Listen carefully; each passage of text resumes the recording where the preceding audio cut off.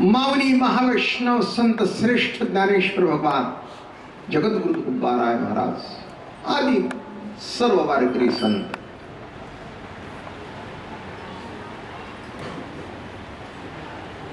अध्यात्म देवाचे अस्तित्व, देवाची प्रती आपल्यात आहेच आहे, पण ती प्रगट होण्याकरता आहे. जरा मागे कोण हसत असेल तर जरा बंद करा. बोलायचं असेल तर लांब जाऊन बोला.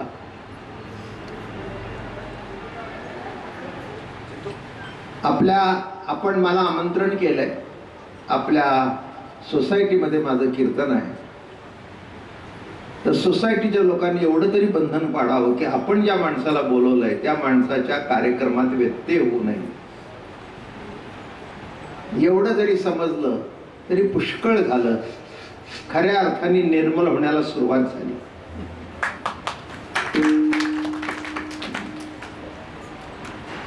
हा उगीच गप्पा मारत ऐकण्याचा कार्यक्रम नव्हे बर का. जीवन उद्धाराचा कार्यक्रम आहे. नवविध भक्तीपैकी एक भक्ती लोकसंग्रह करणारी, तिचं नाव कीर्तन बर का. कीर्तनाच्या माध्यमातून लोकसंग्रह होतो. पूर्वीच्या काळामध्ये अधिकार अनाधिकार हा भेद होता. वेद काळामध्ये ब्राह्मण क्षत्रिय वैश्य शूद्र कुणी गायत्री मंत्र, आज काही कुणी म्हणते. कानाला मोबाईल लावला तर ते गायत्री मंत्र इतका स्वस्त झाला म्हणून त्याच्यात अर्थही राहिला नाही. माझं बोलणं कळलं का? काय गायत्री मंत्र कुणी म्हणावा, केव्हा म्हणावा, कसा म्हणावा, संध्येच्या वेळेला केव्हा म्हणावा, संध्या किती वेळा करावी, कशी करावी. आज कुठेही कोण कुठेही लागतंय. मला माफ करा, टॉयलेट मध्ये जाऊन जर फोन आला तर तिथे होतं, तिथे गायत्री मंत्र सुरू होतो. आमच्या धर्माची किंमत आम्हालाच कळत नाही तर इतरांनी टीका केली तर वाईट वाटण्याचं कारण काय? काय कारण? काय काय? तेव्हा नीट, म्हणून त्याच्याकरता म्हटलं पहिल्यांदा सूचना एवढ्या करता दिली की नीट बसून नीट ऐका. काय उगीच आपल्या पुढे काही व्यावसायिक कीर्तनकार नव्हे, मी परंपरेचा कीर्तनकार आहे. माझ्या पोटाकरता कीर्तन करत नाही. पोटाकरता मी खानदानी श्रीमंत मनुष्य आहे, इनामदार माणूस आहे. काय जे काही या कार्यातून उभं राहिले तेही सुद्धा आलं. म्हटलं ट्रस्टच्या नावाने चेक फाडा, बाकीचं वाजवणारे साथीदार आणखी जाण्याचं भाडं निराळे. काही लपवायचं नाही, छपवायचं नाही, काही गरज नाही. गरज नाही ते जास्ती साठवायची गरज काय? गरजेपुरतं त्याच्यापेक्षा जास्ती आहे, पुष्कळ झालं. आणि एक सांगू का, चांगल्या वागणाऱ्या माणसाला पैसा खपत नाही आणि वाईट वागणाऱ्याला पुरत नाही. पाण्याचा ग्लास फुकट आहे, पण बाटली प्यायची म्हटलं तर 1,00,000 रुपयाची सुद्धा आहे बरं का. 3 माणसाची पार्टी 2 लाखात 3 लाखात होते आणि वारकऱ्याची पार्टी कांदा भाकरीची, भाजी भाकरीची काही नाही, सहज भाजी भाकरी आमटी काय लागतं. म्हणून चांगलं वागण्याकरता जर वागत असेल तर पैसा जास्ती लागतच नाही आणि वाईट वागत असाल तर किती लागेल हे सांगता येत नाही. की शेवटी तुम्हाला सुद्धा तो विकून खाईल आणि तुम्ही विकले जा. म्हणून मी रोज सांगतोय, वारकरी संप्रदायाने अध्यात्म किती कळेल हे मला माहिती नाही. तो व्यक्तिगत उपासना साधनेचा भाग आहे. पण किमान बाह्य लक्षणं जर तुमची सुधारली तरी तुमचं जीवन सुधारलं आणि संसार सुधारला, हेही काही कमी यश नाही बरं का. खाणं सुटलं, पिणं सुटलं, वाईट वागणं सुटलं, आचार विचार पवित्र झाले. व्हॉट मोर यू वॉन्ट, नाही का. एखादी मुलगी जेव्हा तुमच्या घरात येते, बाप सोडते, आई सोडते, माहेर सोडते, घरदार सोडते, पुढे जाऊन सांगू का हिंदू धर्मामध्ये देव सुद्धा सोडते. देव कसा सोडते तुम्ही म्हणाल? माहेरचा गणपतीचा, सासरचा खंडोबा.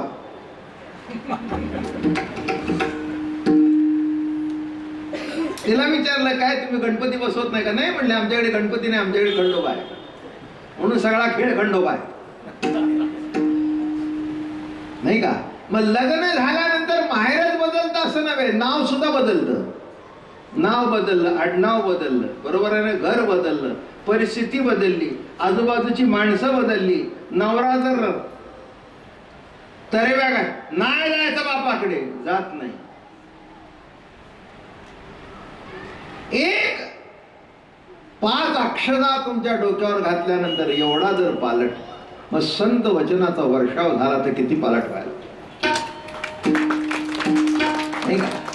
वारकरी होणं शब्दाचा अर्थ तुमच्या जीवनामध्ये आमूलाग्र पालट होणं, चांगल्या गोष्टीचा. आणि म्हणून थोडस नीट लक्ष देऊन कीर्तन ऐका. मगाशीच सांगितलं की विठ्ठल हा जो देव आहे, आपल्याकडे देवाला तोटा नाही. मला वाटतं जेव्हा 33 कोटीचा आकडा लिहिला असेल पुराणामध्ये, तेव्हा तेवढी संख्या सुद्धा भारतात नसेल, नाही जगात नसेल.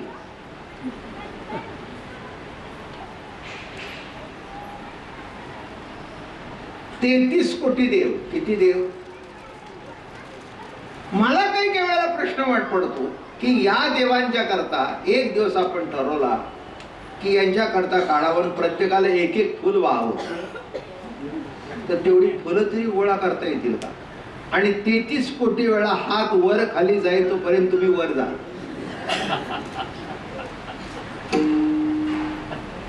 एकंदर हे गणित सगळं अवघड आहे.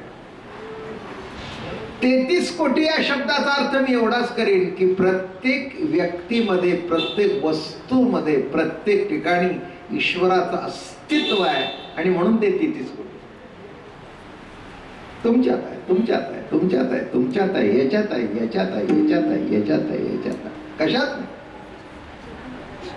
सर्व ठिकाणी प्रभूचं अस्तित्व आहे. नामे 33 कोटी एक संख्या लिहिली, त्या संख्येला काही अर्थ नाही. पण जे जे दिसतंय, जे जे आहे किंवा जे दिसत नाही असं जे आहे, त्याच्या ठिकाणी सुद्धा देव आहे. माझं बोलणं कळलं का? ते म्हणाल काही माणसं नास्तिक असतात, काही आस्तिक असतात. काही म्हणतात आम्ही देव मानतो, काही म्हणतो आम्ही मानत नाही. माझ्याकडे त्या दृष्टिकोनातून काही विशेष फरक नाही. क्षमा करा, तुम्ही सगळे संसार दिसता, मुलं बाळ तुमची आहेत. एखाद्या बापाचं मुलाचं जमलं नाही, तो मुलगा बापाला तोंडावर सांगतो मानत नाही तुला. अशी शेकड्याने सध्या उदाहरण. म्हणून तो वृद्धाश्रम वाढले. मानत नाही म्हणून तिथे नेऊन टाकला. मी मानत नाही तुला. एक बाप खमक्या होता, ते म्हणले तू मान नाही तर नको माणूस, पण मी तुझा बाप आहे सिद्ध आहे. माझ्या मान्यावर तू जन्माला आलास, तुझ्या मान्यावर मी बाप नाही. तुझ्या आईने मी ठरवलं असतं की पाडून टाकायचं, अबॉर्शन करायचं, तर तुझा जन्म झाला नसता. आम्ही दोघांनी ठरवलं एक आहे पण अजून एक होऊ दे, म्हणून माझ्या मान्यावर तू आहेस, तुझ्या मान्यावर मी नाही. तर तू काय म्हणतोस मी मानणार नाही. साध्या बापाचं खंडन करता येत नाही, साध्या आईचं खंडन करता येत नाही. मरक्या तर अखंड अविनाश असणाऱ्या परमात्म्याचं काय खंडन करता आणि काय आहे नाही म्हणून चर्चा करता. लायकी तरी आहे का? इंग्रजी बोलता oh we don't believe in God, we believe in science. तोंडातल्या तोंडात घोळून शब्द बोलला म्हणजे अगदी किंग्स इंग्लिश झालं का? घोळून we don't believe in God, we believe in science. अरे काय सायन्स सांगून बसतास? जे कायम पालटतेच सायन्स आणि जे कधीच पालटत नाही ते तत्वज्ञान आहे. माझं बोलणं कळलं का? एक गोष्ट अशी आहे की जी कधीच हलत नाही म्हणून बाकीचं हलतं. आता हा पंखा फिरत होता, ती पाती फिरत आहेत, पण त्याच्याबरोबर जर मागचं जे फिरणारं जर हललं तर पुढे काय होईल? म्हणून something is stable in you that doesn't move. पण ते स्टेबल आहे म्हणून तुमचे हातपाय चाललेत. एक ईश्वरी सत्ता अशी आहे की जी हलत नाही पण तुम्हाला हलवल्याशिवाय सोडत नाही. त्याच्या पुढे जाऊ का? सहज दृष्टांत म्हटला म्हणून. आता ही प्लास्टिकची वायर आहे, बरोबर आहे, प्लास्टिक आहे, त्याच्या आतली ते रबर सोल्युशन आहे. आता ते वरचं सोल्युशन काढून टाकलं आणि सोल्युशन काढल्यानंतर त्याच्यातला करंट दिसतो का बघा. मग आता दिसत नाही म्हणजे नाही का? हात लावून बघा किती फुटावर उडून पडाल.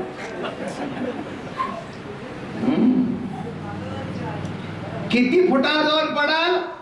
म्हणून इलेक्ट्रिशियन हे जे बसलेत ना त्यांच्याकडे टेस्टर असतो. असा बोट लावतो, लाईट आली, करंट आहे बरं का, हात लावू नकोस. करंट आहे बरं का, हात लावू नकोस. करंट दिसत नाही पण करंट असल्याशिवाय इथला पंखा चालत नाही. तसं तुम्हाला देव दिसत नाही पण तो असल्याशिवाय तुम्ही चालत तुमच्या पायाने माझ्या कीर्तनाला आला नाही. बोलणं कळलं का? साधं सोपं कीर्तन सांगतो, मोठं काही सांगत नाही पण फार मोठं. काय प्रश्न विचारला तुकाराम महाराजांना, या जगात देव आहे का? ते म्हणले जास्ती प्रश्न मला विचारू नकोस. साले हे शरीर कोणाचे असत्य. माझं बोलणं कळलं का? माणसं किती मोठी झाली की देव आहे का नाही याची चर्चा करू लागली. आणि काही काही आम्ही देवाला मानत नाही ही खुळचट समजूत घेऊन त्याच्यात वावरतात. यांची बायको सुद्धा यांचं ऐकत नाही. जे देव न मानणारे आहेत आणि व्याख्यान देतात आम्ही देव मानत नाही, त्यांच्या घरची बायको सुद्धा त्यांचं ऐकत नाही. ती गणपती बसवते, ती घटस्थापना करते आणि नाईलाजास्तव हे टाळ्या वाजवत मागे उभे राहतात. एक मोठे देव न मानणारे, नाव कोणाचं घ्यायचं नाही. मी गेलो होतो कोकणात, शिरोडा भागामध्ये, आणि तिथे दत्त जयंती होती आणि ते काही देव मानत नव्हते, मला माहिती होतं. पण दत्ताचार्य सुरू झाल्यानंतर तेही सगळे त्यांची फॅमिली जपली होती. 100 लोक होते फॅमिली. माझं कीर्तन होतं, ते टाळ्या बाजू लागले. मी म्हटलं तुम्ही तर देव मानू नका म्हणून प्रचार करता, इथे टाळ्या वाजवताय. ते म्हणले कुटुंबामध्ये खराब दिसेल म्हणून. किती दांभिगन लबाड माणसं आहेत. दिस इज अ फॅक्ट. म्हणजे इकडे तिकडे काही सांगायचं नाही. नाव सांगितल्यावर तुम्ही चटकन ओळखाल बरं का. अवघड. मी म्हटलं देव मानत नाही मग आरती का करताय? नाही म्हणाले, हे काय सगळेच आमच्या घरातले त्यात आहे ना, आम्ही बसून राहणं ते डझंट सूट. काय देवाने तुला जिवंत ठेवून तू त्याला मानत नाही, हे सूट होतं का तुला? हा, हे बघा, नखापासून केसापर्यंत जे देवाने दिलेलं आहे ते बाजारात कुठेही विकत मिळत नाही. जे देवाने दिलंय ते, बरोबर आहे ना? इथे महिला मंडळी उपस्थित आहे. गंमत म्हणून ना, you take it everything lightly, बरं का. तुमच्या विरुद्ध काही नाही किंवा तुमचं गुण मांडणं एवढ्या करता कीर्तन नाही आहे, बरोबर आहे ना? हे साधन काय, बरोबर आहे? तुम्हाला जर विचारलं मी नखाची किंमत किती, बाईला कुटेक्सची किंमत माहिती आहे. म्हणजे जे नखाच्या वर निरनिळ्या प्रकारचे रंग लावतात त्याला कुटेक्स म्हणतात. गोल्डन रंग, पिवळा रंग, लाल रंग, हिरवा रंग, आता जांभळा रंग, काळा रंग, फॅशन आहे. आणि फॅशन प्रमाणे माणसाच्या नखाला रंग लावतात. मग ती सांगते, this is not an ordinary Cutex, I brought it from Singapore. तोंडाचा चंबू करून बोललं की समजावं, हा फॉरेनर.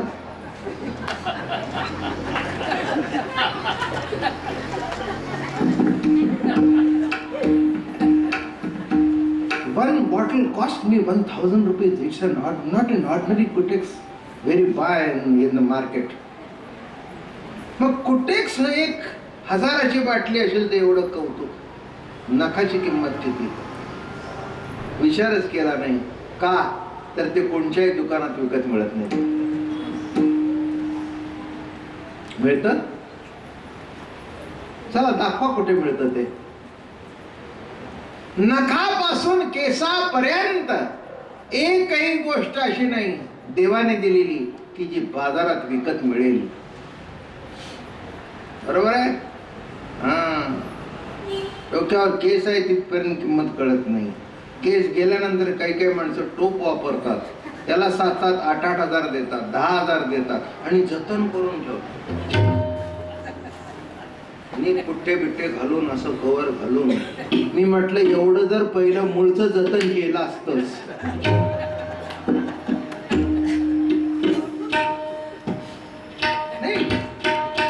विचार करण्यासारखी गोष्ट आहे. बघा ना की कोणाचे तरी आणून चिकटून ते तयार केलं आणि जे ओरिजिनल काहीही दिडकी न देता उगवत आहे. तुम्ही जर गंमत बघाल ही श्रीहरीची लीला अलौकिक आहे. जगामध्ये सध्या आर्ट ऑफ लिव्हिंग चालतं. मी म्हणतो वारकरी संप्रदाय इज अ लिव्हिंग आर्ट. बरोबर आहे? त्यांच्या दृष्टिकोनातून बरोबर आहे. पण विचार जर केला whole universe is a living art. आहे का नाही? ती म्हणाल काय आर्ट आहे? एका शब्दात सांगू का? हा चेहरा 9 इंचाचा आहे. तुमच्यापासून माझ्यापर्यंत 9 इंचाचा आहे. आमच्या अवधी माणसांचे चेहरे एवढेच आहेत, एवढे नाहीत.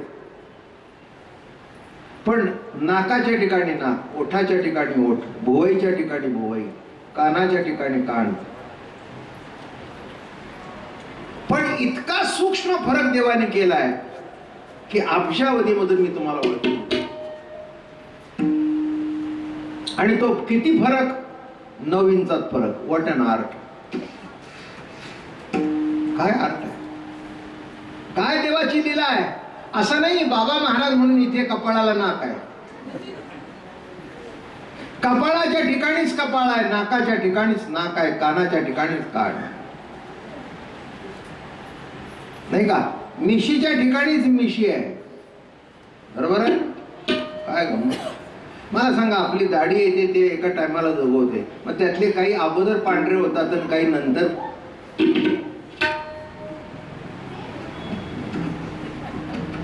म्हणून हे काळं लावायची पद्धत आहे. पण किती जरी काळं लावलं की 7व्या 8व्या दिवशी ते पांढरं वर येतच. What an art. माझं बोलणं कळलं? अरे what an art. This is the art of Panduranga. What an art. बघा, नाकाने जागा सोडली नाही, पण कुणाचं नाक कुणासारखं नाही. काय श्रीहरीची लीला घाला. काय आश्चर्य आहे. मी जेव्हा चेहरे बघतो, बघा कोणत्याही आर्टिस्टची एक स्टाईल असते आणि त्या स्टाईल येऊन you can recognise the artist. बरोबर आहे ना? आपल्याकडे महाराष्ट्रामध्ये प्रख्यात दलाल होऊन गेले, मुळगावकर होऊन गेले. दलालची पिक्चर अशी किडकिडीची, भात बीत असे, कोपर एकदम टोकदार, आणि मुळगावकर आला की सगळा गोंडस. रवी वर्मा, त्याची पौराणिक चित्रकी बघितली तुम्ही ओळखता रवी वर्मा. म्हणजे त्या स्टाईल वरून तुम्ही ओळखता. इथे इतक्या स्टाईल आहेत की तुमची स्टाईलच चालत नाही. सर्व वस्तू जिथल्या तिथे आहे, पण असून सुद्धा आपल्याला ओळखता येतं. हाय हाय हाय. काय आर्ट आहे. काय प्रभूची लीला आहे. आणि इतकी लीला करणारा तुम्हाला कळू नाही, हे किती दुर्भाग्य आहे. नाही का? आपल्या चेहऱ्याकडे बघितलं तर तुम्हाला प्रभूचं दर्शन होईल. काय रे प्रभू लीला आहे तुझी.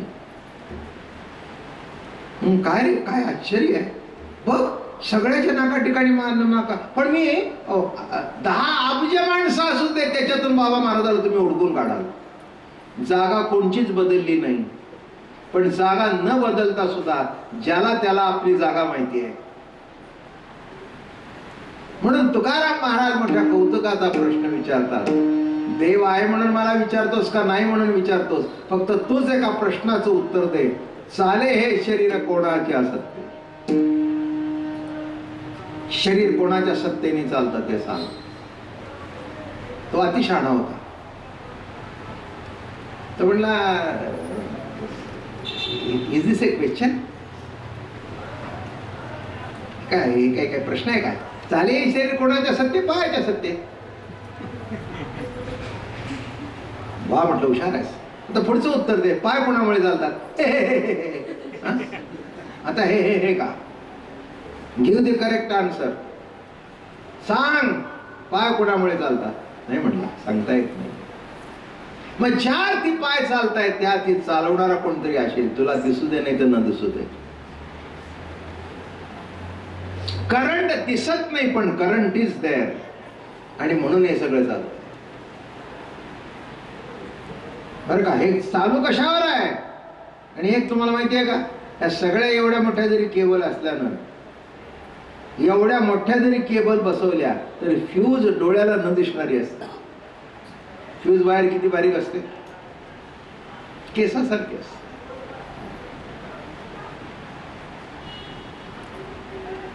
आमच्या घरातली लाईट सारखीच उडत होती. मी त्या फ्यूज मॅनला म्हटलं, जरा झाड घालणं. ते म्हणले, महाराज आपण मोठे आहात, आम्ही आपल्याला शिकवू शकत नाही, पण एक सांगतो, मोठे घातलं ना ते सगळं घर पेटेल. हे बारीक घातली आहे म्हणून इथेच करंट तुटतो आणि पुढचं जळायचं वाच. फ्यूज बारीक का घालतात? की तिला तो वरचा लोड झेपला नाही की ती फ्यूज उडते आणि पुढची जो करंट जायचा तो वाचतो आणि घर पेटायचं राहतं. बरोबर आहे ना? मग एवढी फ्यूज जर संबंध कॉलनीची लाईट चालू असेल, तसा आत्मा दिसत नाही पण एवढाच आहे, पण एवढ्यावर सर्व जग चालू. प्रॅक्टिकल दृष्टांत तुम्हाला देतो, नाही का? करंट दिसत नाही, टेस्टर लावा. तसं संत वचनाचा टेस्टर लावा जीवनाला, म्हणजे तुमच्या हृदयातला देव तुम्हाला दिसेल. संत वचन हा टेस्टर आहे. लाईट लागली, माझ्या तोंडातून शब्द प्रगट होतोय, कोणतरी शब्द प्रगट करणारा आहे म्हणून मी बोलतोय, मी बोलत नाहीये. मला एवढं लक्षात आला असेल की काही पाठ केलेलं कीर्तन नाही, आणि जे पाठ करून कीर्तन करतात त्यांची कीर्तनाकडे पाठच होत असते. पाठ करून कीर्तन होत नाही, अनुभवातून कीर्तन तयार व्हावं लागतं. हे बघा, ज्ञानवाराची वाक्य बरोबर आहेत, ती गाईडलाईन्स आहेत, पण ती तुमच्या हृदयात उतरली तर वारी कराल. गाईडलाईन्स आहेत. संत वाङ्मय म्हणून नामदेवराय असं म्हणाले नाही, ज्ञानेश्वरी पाठ कर, पाठ करच, पण त्यातल्या त्यात नामा म्हणे ग्रंथ श्रेष्ठ ज्ञानदेवी, पण एक तरी ओवी अनुभवा, एका तरी ओवीचा अनुभव घे. मी त्याच्यापेक्षा पुढे जाऊन सांगेन, एका शब्दाचा अनुभव घे. ज्ञान ईश्वर, ज्ञान ईश्वर या एका शब्दाचा अनुभव घेतला तर तुम्हाला देवाची प्रतीती कळेल. ज्ञानेश्वर महाराजांचं नाव ज्ञान ईश्वर, ग्रंथाचं नाव ज्ञान ईश्वरी, ग्रंथातला विषय ज्ञानच ईश्वर, आणि शेवटी तुम्हाला कळायचंय मीही ज्ञानच ईश्वर आहे. एका शब्दात सगळं अध्यात्म येतं. म्हणून तुकाराम महाराजांना जेव्हा प्रश्न विचारला, चाले हे शरीर कोणाचे असत्य, ते म्हटले मला विचारण्यापेक्षा, म्हणून मी तुला उलटा प्रश्न केला, कोणाच्या सत्तेने चालतोस? दिसत नाही, पण एक पुढे जाऊन सांगतो, सगळे सुशिक्षित मंडळी आहात, प्रत्येकाच्या घरात टीव्ही आहे ना, एसी आहे जवळ. एवढी मोठी कॉलनी असल्यानंतर एसी असायलाच पाहिजे. वापरा नाही तर न वापरा, इट्स द प्रेस्टिज इश्यू. तुम्हाला कळलं का? फ्रीज सुद्धा वापरा, नाही तर नका वापरा. 2 नवरा बायको मोठा फ्रीज घ्यायचा, डबल डोर. मी म्हटलं घरात, पण त्याच्यावर एक कोबी ठेवायचा.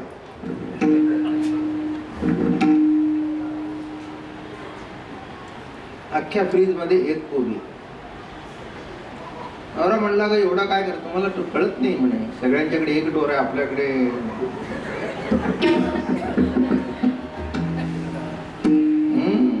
म्हणजे हिची किंमत फ्रीजवर. अरे फ्रीज काय, ह्याच्यापेक्षा पुढच्या वर्षी अजून चांगलं मॉडेल येईल. काय पहिले कॉम्प्युटर जे आले ते आता कचऱ्यात गेले. दर महिन्याला नवीन कॉम्प्युटर येत आहेत, नवीन मॉडेल येत आहेत, आणि जो लाखाला घेतला तो 10,000ला सुद्धा घ्यायला तरी तयार होतो. That is science. कळलं? कशा करता सांगितलं, आज घेतलं तर पुन्हा विकताना त्याची किंमत ती राहत नाही. म्हणून जे कायम बदलतं ते विज्ञान.